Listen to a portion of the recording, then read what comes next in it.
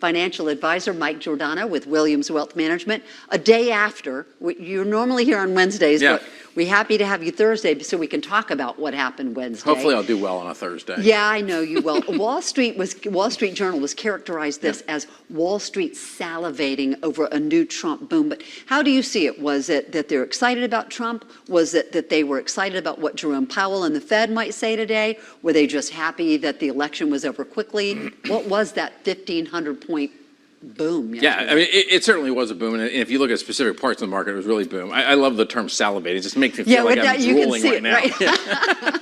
But yeah, I mean, we've already had one Trump administration. The markets did well.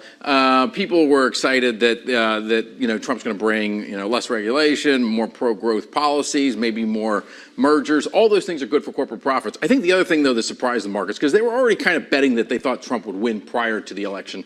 But I think the real surprising thing was that it looks like they're going to get, the Republicans are going to take all parts of the federal government, right? Get both pieces of Congress. And that means that there's greater likelihood that those Trump tax cuts will get extended out. That means lower rates on corporate profits or on corporate rates. And so that should be very conducive to the market.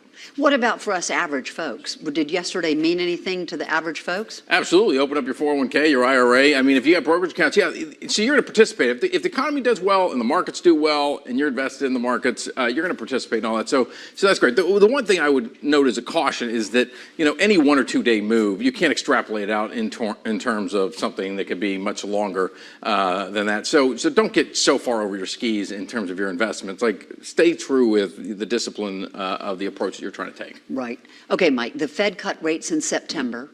And so then we saw for the first time in 4 years, mortgage rates went in the opposite direction.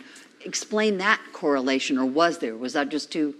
Well, was there a direct correlation? It threw people off. I've talked to realtors this morning, and they were saying, I mean, it was like, and even some, commercial lenders, residential lenders, I should say, and they were basically saying that they're like, oh, we saw the Fed cut rates. We're thinking mortgage rates are heading down, and it went the opposite way. Here's why. The Fed controls that short-term interest rate, right? Mortgage rates are pegging more off those long-term bond rates of 10-year bonds, and those things basically move off of growth and inflation expectations. And so with the economy doing pretty well and job numbers, not with the last month notwithstanding, doing pretty well, the expectation is the economy's still holding up pretty well. Growth could be great. If Trump wins, growth could really be great. And that kind of drove 10-year treasuries the opposite direction, and that then drove mortgage rates higher. So quickly, why the reduced rate today? It went down another 0.25%. Why? Because they were telegraphing it. I mean, at the end of the day, the Fed basically was priming the markets to know they were going to get another 0.25 point reduction today. And Jay Powell today said, the Federal Reserve Chairman, he basically said that we still feel like we're too restrictive. Long term, the rate of interest right now in the country is too high that it will